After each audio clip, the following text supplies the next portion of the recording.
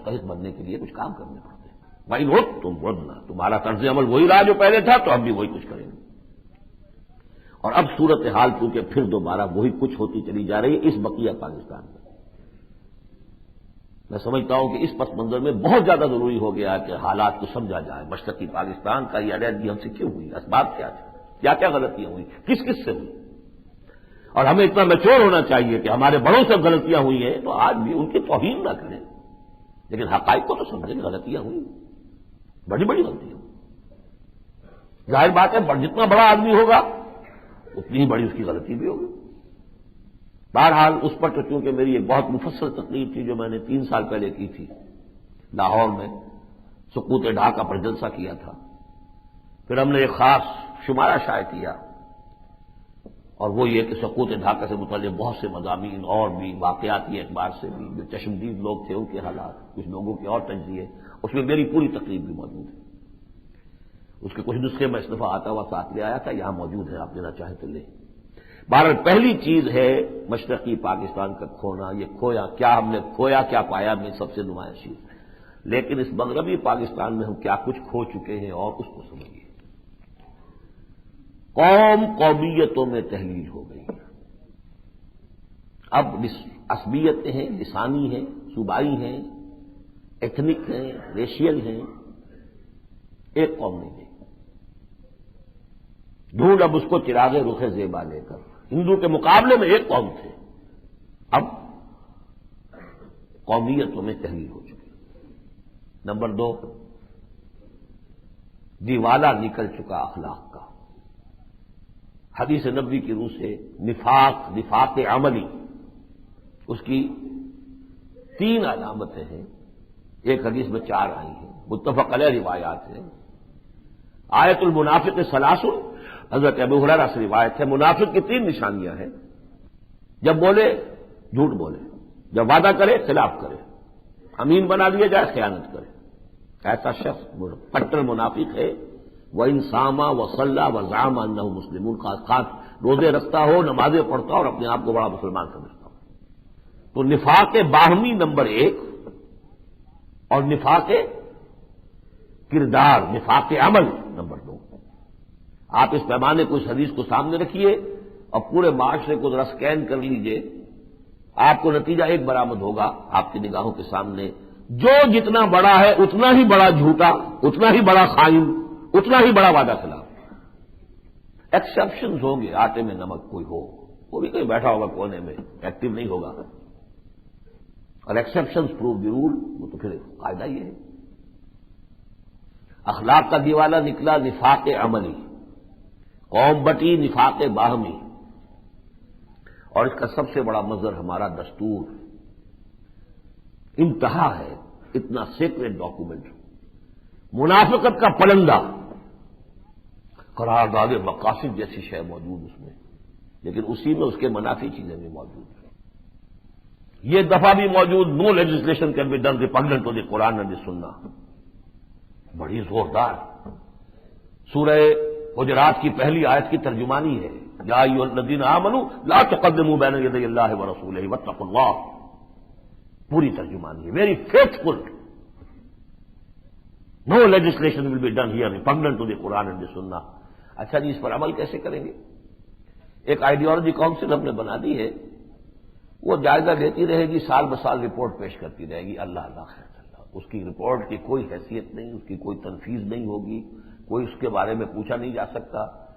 وہاں مولوی رکھ لیے ہیں، وہ دیوبندی، بریلوی، اہل حدیث، شیعہ، ان کے کروڑوں روپے خرچ ہو رہے ہیں. میں نے تو اس کو کہا ہے کہ یہ گھوڑی پال مربے رکھے تھے انگریز نے، یہ اصل میں مولوی پال مربے ہیں کہ جو انہوں نے قائم کر رکھے ہیں. کچھ حاصل نہیں. ان کی سفارشات سیکرٹ ہوتی ہیں، باہر بھی نہیں نکل سکتی. جب جسٹس تنزیل الرحمان صاحب اس کے صدر تھے تو انہوں نے بڑی محنت کر کے غیر سودی معیشت پر ایک ڈاکومنٹ تیار کیا، بڑی محنت کی، لیکن اس کو شائع کرنے کی اجازت نہیں تھی. وہ تو میں اتفاق سے 2 مہینے کے لیے شورا کا رکن بنا ہوں ضیاء صاحب کی دعوت پر. وہاں انہوں نے جسٹس صاحب نے مجھ سے شکایت کی. تب میں نے پکڑا ضیاء الحق صاحب کو، میں نے کہا یہ کیا تماشا ہے؟ انہوں نے جو رپورٹ مرتب کیا شائع تو ہونے دیجیے اسے. یہ کسی کے باپ کی جاگیر نہیں ہے، اس پر خرچ ہوا ہے پاکستان کا پیسہ، عوام کا پیسہ خرچ ہوا، یہ عوام کی ملکیت ہے، تب انہوں نے اجازت دی کہ وہ شائع ہو، ورنہ کسی آئیڈیالوجی کونسل کی رپورٹ کی اشاعت کی اجازت نہیں۔ ہاں وہ ردی کی دکانوں میں وہ جو ہے آپ کو مل جائے گی، آفیشلی نہیں ملے گی۔ یہ کام ہم نے کیا، شریعت کوڈ بنائی بڑے پومپ اینڈ شو کے ساتھ، اس کی دو ہتھکڑیاں بھی پہنا دی، دو بیڑیاں بھی ڈال دی۔ کانسٹیٹیوشن آف پاکستان تمہارے دائرے سے باہر، جوڈیشل لاز تمہارے دائرے سے باہر، ضابطۂ فوجداری، ضابطۂ دیوانی باہر، فیملی لاز دائرے سے باہر، آج کے قوانین بھی نہیں، اور مالی قوانین 10 سال کے لیے تمہارے دائرے سے باہر ہیں۔ وہ 10 سال کے بعد وہ کھل گئی ہتھکڑی، ٹائمڈ تھی، تو اس وقت وہ جسٹس تنزیل الرحمان صاحب موجود تھے وہاں پر شریعت کورٹ کے چیف جسٹس کی حیثیت سے، تو انہوں نے وہ فتویٰ دے دیا سود کے خلاف کہ سود حرام ہے، اس کے خلاف اپیل کر کے کولڈ اسٹوریج میں پڑا ہوا۔ یہ ہے منافقت اس ملک کے اندر، سب سے بڑا منافق ملک پاکستان، اور سب سے بڑی منافق قوم پاکستانی مسلمان، یہ ہے جو ہم نے کھویا ہے۔ اس سے آگے بڑھی اب مذہبی دہشت گردی، یہ جو میں نے منافقت کی بات کی ہے پھر یاد دلا دیتا ہوں، قرآن مجید میں یہ بھی موجود ہے، تلاش کر لیجیے جا کے۔ سورہ توبہ میں کہا گیا ان منافقوں میں سے مدینے کے جو منافق تھے کچھ ایسے بھی ہیں، منہم من عاہد اللہ، جنہوں نے اللہ سے عہد کیا تھا، لئن آتانا من فضلہ، اگر اللہ ہمیں اپنے فضل سے نواز دے گا، لنصدقن ولنکونن من الصالحین، خوب صدقہ خیرات کریں گے، ہم بہت نیک ہو جائیں گے۔ فلما آتاہم من فضلہ، جب اللہ نے انہیں فضل سے نواز دیا، بخلوا بہ، اب انہوں نے بخل کیا، وتولوا، پیٹھ موڑ لی، وہم معرضون، اعراض کیا، نتیجتاً فعاقبہم نفاقا فی قلوبہم، اللہ نے ان کے دلوں میں نفاق کی بیماری پیدا کی، سزا کے طور پر جو آخرت میں ملے گی وہ ملے گی، دنیا میں نقد سزا لو نفاق۔ نفاق کا مظہر نفاق باہمی، قوم قومیتوں میں تحلیل، نفاق عملی، کردار کا دیوالا، اور سب سے بڑا نفاق نفاق دستوری۔ اس سے آگے میں عرض کر رہا تھا مذہبی دہشت گردی جس طرح کی ہو رہی ہے، اور بڑا آپ مضامین پڑھ رہے ہیں، کیا حل ہو اس کا، کیا کیا جائے، کس طرح ہو، اس کا بھی ذکر قرآن میں ہے۔ سورہ انعام کی آیت نمبر 65، یہ جو سورہ بقرہ کی آیات ہیں 75، 76، 77، جب چاہیں جا کے دیکھ لیں۔ سورہ انعام کی 65ویں آیت میں اللہ کے عذاب کی 3 شکلیں بیان ہوئی۔ هو القادر ان يبعث عليكم عذابا من فوقكم او من تحت ارجلكم، اللہ تعالیٰ اس پر قادر ہے کہ تم پر عذاب بھیجے تمہارے سروں کے اوپر سے یا تمہارے قدموں کے نیچے سے، زمین شق ہو جائے، زلزلہ آ جائے، اوپر سے کوئی اور آسمانی بلا آ جائے، او یلبسکم شیعا، یا تمہیں گروہوں میں تقسیم کرے، یہ شیعہ سنی، شیعا تمہیں بنا دے گروہوں میں، وَيُذِيقَ بَعْضَكُمْ بَأْسَ بَعْضٍ، اور پھر ایک کی قوت کا مزہ چکھا دیں دوسرے کو۔ اللہ کو نہ آسمان کو تکلیف دینے کی ضرورت کہ اوپر سے کچھ برسائے، نہ زمین کو کوئی تکلیف دینے کی ضرورت کہ قدموں کے نیچے سے اسے پھٹنا پڑے، بلکہ یہ کہ خود تم ہی آپس میں ٹکراؤ گے، ایک دوسرے کو مارو گے۔ عذاب الہی کی یہ بدترین صورت ہے جو ہم پر سب مسلط ہے۔ اس سے آگے چلیے معاشی بحران، پاکستان دیوالا ہو چکا ہے۔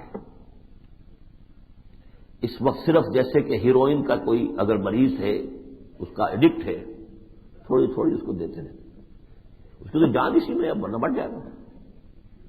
اس وقت یہ ہے صورت، تھوڑی سی قسط دے کر IMF کی بڑا ساری ہماری جو سفارتی اور ساری بھاگ دوڑ ہو رہی تھی وہ قسط آ گئی ہے، اس سے کچھ کام چلاؤ ورنہ تمہارے پاس کچھ نہیں ہے، دیوالا ہے، ڈیفالٹرز ہو جاؤ گے، بس ختم ہو گئے۔ اور بالفعل اب ڈیفالٹر ہو چکے ہیں۔ نتیجہ اس کا کیا نکلا؟ ہماری جان اس وقت ان کے ہاتھ میں، IMF ورلڈ بینک اور اس کے پیچھے عالمی طاقت ہے، عالمی بینک اور انٹرنیشنل مانیٹری فنڈ، پیچھے کون ہے؟ عالمی طاقت ہے نا، کوئی ہل نہیں سکتا، کیوں نہیں کر سکتا، نہ بے نظیر کر سکتی تھی۔ اور یہ تو خاص سنا ہے، وعدے کر کے آئے ہیں، کیونکہ ایک تقریر تو مجھے معلوم ہے جو کی تھی شہباز شریف صاحب نے مین ہیٹن کا جو کارپوریشن کا ہال ہے، اس میں صاف کہا تھا کہ اگر ہمیں اقتدار میں نہیں آنے دیا گیا تو پاکستان میں فنڈامنٹلسٹ کی حکومت قائم ہو جائے گی. سوچ لو تو. یعنی فنڈامنٹلسٹ کو اگر روک سکتے ہیں تو ہم روک سکتے ہیں, کوئی نہیں روک سکتے, بے نظیر نہیں روک سکتے. یہ تقریر شہباز شریف صاحب کی. بہرحال اس کو چھوڑ دیجیے. صورتحال اس وقت کیا ہے کہ ہم تو ان کے رحم و کرم پر ہیں.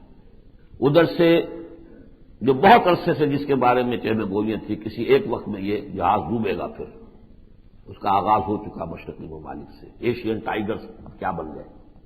مسلمان ممالک میں سے بھی ملیشیا سب سے آگے جا رہا تھا. کیا اثر ہوا. اور یہ وبا چلی ہے, یہ ادھر سے آ رہی ہے. برڈ فلو بھی ادھر سے آ رہا ہے. ایک خاص قسم کا فلو آ رہا ہے نہایت تباہ کن, وہ بھی ادھر سے ہی آ رہا ہے. اور سب سے بڑا فلو جو ہے یہ اسٹاک ایکسچینجز کا. اور اس کے بعد جو کچھ ہمارے یہاں ہونے والا ہے. بیان تھا کہ ہمارے یہاں یہ نہیں آئے گا. میں نے کہا سیاسی بیانوں کا مطلب یہی ہوتا ہے کہ یہاں بھی وہ آنے والا ہے. یہ ہے صورتحال ہماری معاشی. بے نظیر کہہ چکی ہے کہ امریکہ اب چاہتا ہے کہ پاکستان کو ٹکڑے کر کے اور پاکستان کو کمزور کر کے ہندوستان کے حوالے کر دے. قاضی صاحب برملا کہہ رہے ہیں کہ کوئی امریکن ایجنڈا ہے جس کو پر کرنے کے لیے اور پورا کرنے کے لیے یہ حکومت آئی ہے اور اس کو خاص مینڈیٹ دلوایا گیا ہے. واللہ عالم, میں ان کے بیانات کو زیادہ واقفان حال ہیں, میں زیادہ واقف نہیں. میں ذرا اور موٹے موٹے اصولوں سے واقف ہوں, اور موٹے موٹے اصول یہی ہیں کہ ہم اس حد کو پہنچ چکے ہیں اب جس کا کہ میں اب نشان دینا چاہتا ہوں آپ کو. مثال سورہ سبا میں قوم سبا کا تذکرہ ہے. میں نے جب پہلی تقریر کی تھی رمضان مبارک کے پہلے جمعے میں, اس وقت بھی آیات آپ کو سنائی تھی.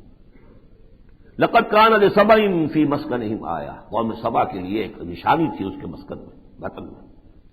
جنتان عن یمین و شمال. یہ مجھے جا کر بنگلہ دیش میں یہ آیت جو ہے بہت زیادہ ابھر کر میرے سامنے آئی. دو آغاز کے سلسلے تھے جو سینکڑوں میل تک چلے گئے تھے, داہنی طرف بائیں طرف.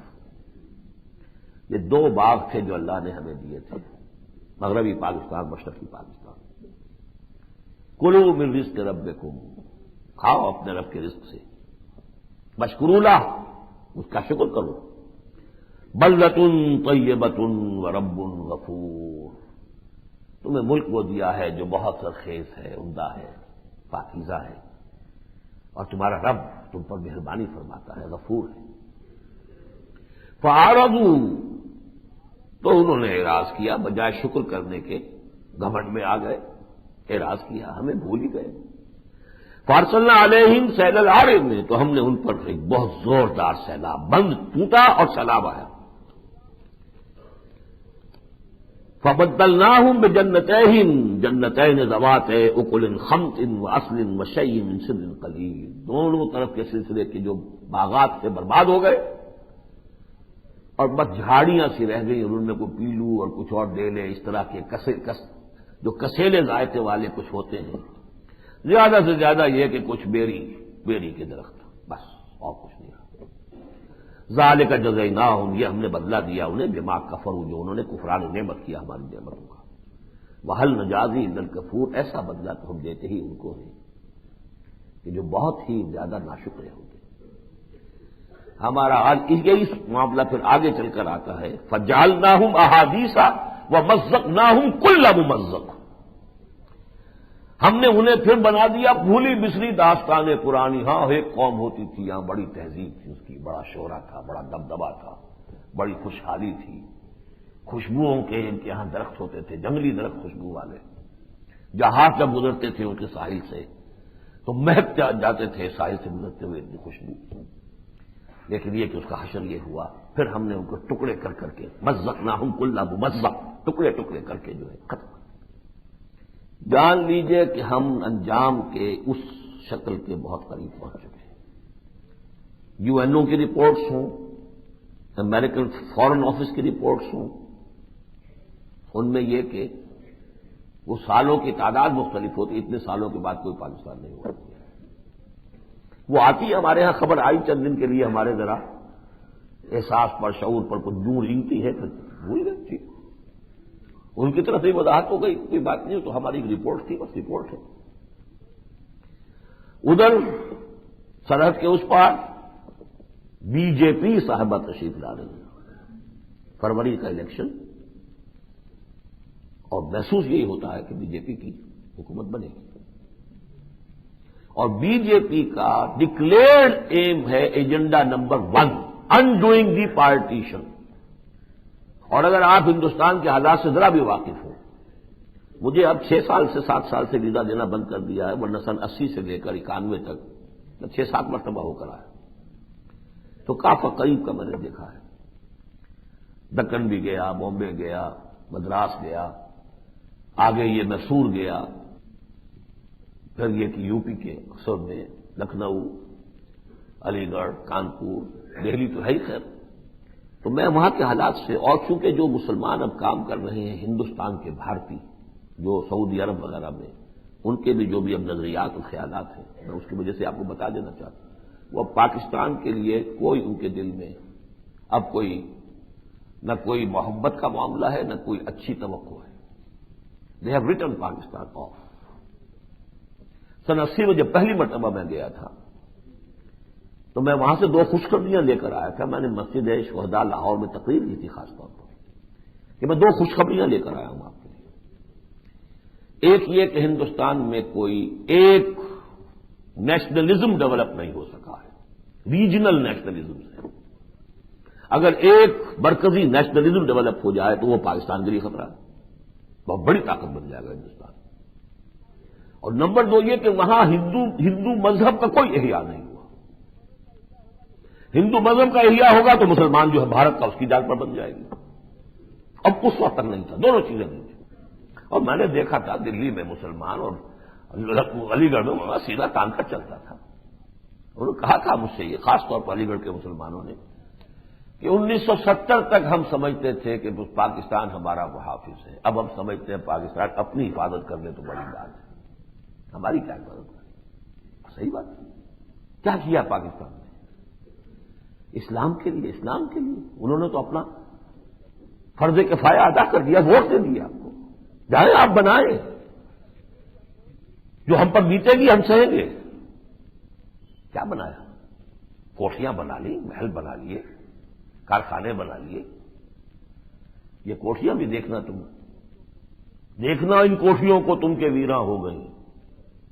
بہت سے لوگوں نے کوٹھیاں بنائی تھی. ابھی میں ڈھاکہ ہو کر آیا ہوں، وہاں کی سب سے زیادہ عمدہ آبادیاں تو انہیں کی تھی، بہاری مسلمانوں کی.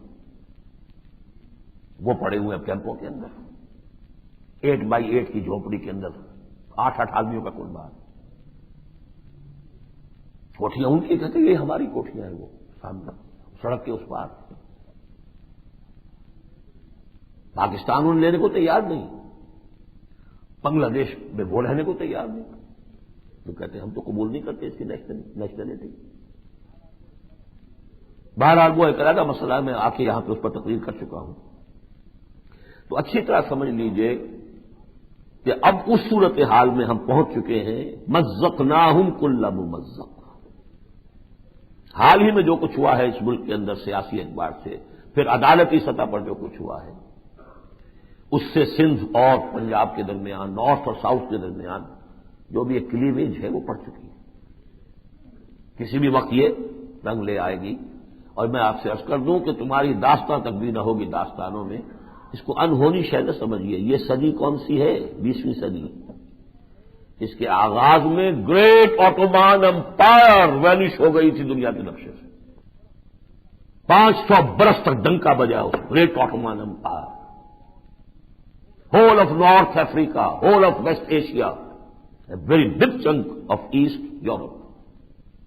سارا شمالی افریقہ، سارا مغربی ایشیا اور یورپ کا مشرقی یورپ کا کتنا بڑا حصہ. دنیا میں یا سلطنت روما رہی تھی ایسی، اور یا پھر یہ سلطنت عثمانیہ تھی. نام و نشان نہیں. اور اس صدی کے اواخر میں دی گریٹ USSR کہاں گئی؟ اب نقشے میں آپ کو لکھا نہیں ملے. زمین تو وہیں رہتی ہے، وہ تو مشرقی پاکستان نہیں رہا، بنگلہ دیش ہو گیا. یہ ہے زمین تو وہی رہے گی. USSR اب نہیں ہے کہیں. تو پاکستان گریٹ آٹومان امپائر اور گریٹ USSR کے مقابلے میں کیا حیثیت ہے؟ بہرحال یہ تو وہ ہے جو ہم نے کھویا ہے، لیکن کچھ پایا بھی ہے کہ نہیں. ہمیں چاہیے کہ بہت ریئلسٹک ہو، دیکھیں دوسری طرف بھی. کیا بالکل ہی ہمارے یہ 52 سال بالکل ہی قطعاً کسی بھی کوئی مثبت کام کے بغیر گزر گئے؟ ایسا نہیں. دیکھیے جس کو میں نے کہا ہے دستوری منافقت، اس کا ایک روشن پہلو یہ بھی تو ہے نا کہ آخر دستور میں قرارداد مقاصد ہے، اور جیسے اس کا آگے بڑھنے کا پروسیس مشکل ہے، وہ ہڈی اٹکی ہوئی ہے نواز شریف صاحب کے حلق میں اٹکی ہوئی ہے، سن 90 سے اٹکی ہوئی ہے، جو پہلی ان کی حکومت تھی وزارت عظمیٰ کی. کہا تھا چند دنوں کے اندر دستوری ترمیم آ جائے گی کتاب و سنت کی ٹوٹل بالادستی کی، وہ چند دن آج تک پورے نہیں ہوئے، اور اب 1 سال ان کو ہو رہا ہے اور سب ہو گیا. دستور کا جو حلیہ بگاڑا ہے اور دستور یا سنوارا ہے، جو بھی کیا ہے، جو بھی اس میں چینجز کیے ہیں 1 2 3 4، لیکن کتاب و سنت جو مجھ سے وعدہ کیا بیٹھ کر میرے سامنے کہا 2 دفعہ راجہ ظفر الحق صاحب سے کہ رائے صاحب بس پھر تیاری کیجیے. جنرل عبد المجید ملک نے کہہ دیا کہ انہوں نے تو اپنا سارا کام کر دیا، دستوری ترمیم کے الفاظ آپ کو دے دیے، دفعہ وار بتا دیا کہ اس میں یہ لفظ اس میں یہ لفظ، اور بس ہمارا معاملہ منافقت نکل جائے گی. تب کہا انہوں نے 2 دفعہ ایک ہی مجلس میں رائے صاحب پہ دستوری ترمیم کا بل تیار کیے. بعد میں معلوم ہوا جب کچھ نہیں ہوا، ہمارے ایک ساتھی نے جو امیر ہیں تنظیم اسلامی شمالی پنجاب کے، انہوں نے راجہ صاحب سے ملاقات کی تو کہیں ایسے ہی ان کی زبان سے الفاظ نکل گئے تو میں نے میاں صاحب سے کہا میاں صاحب پہلے آپ اپنے دوستوں سے تو معلوم کر لیں، اب ان دوستوں سے مراد کیا ہے؟ آیا کوئی اندرونی دوست ہے یا باہر کے دوست ہیں؟ اندرونی دوستوں کے بارے میں نے ان کو آفر دی، آپ مجھے موقع دیں، آپ مسلم لیگ کی کمیٹی کے اندر جو بھی آپ کا ہوتا ہے پارلیمانی پارٹی کے اجلاس میں مجھے موقع دیں، میں بات کروں لوگوں سے.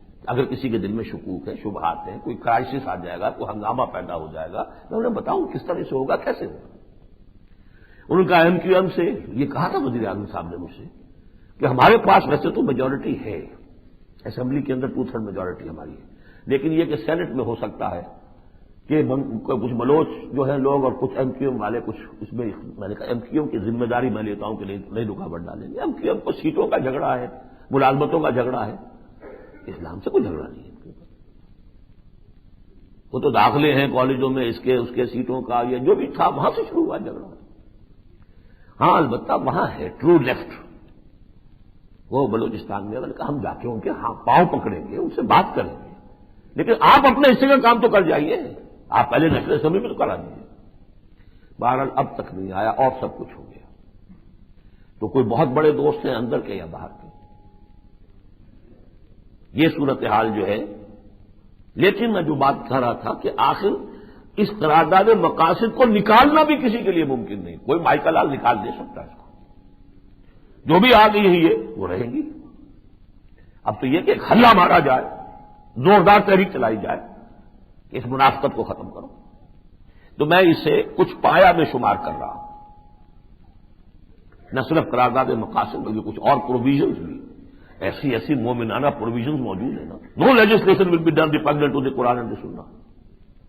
ہماری تجویز یہ ہے کہ اس کو 227 کے بجائے 2A کے ساتھ اس کا B بنایا جائے، قرارداد مقاصد کے ساتھ اس کو ٹانکا جائے، اور آئیڈیالوجی کونسل کو ختم کیا جائے. یہ سفید ہاتھی خامخواہ کا، جب آپ نے شریعت کوڈ بنا لیا تو اس کی کوئی حیثیت نہیں ہوتی.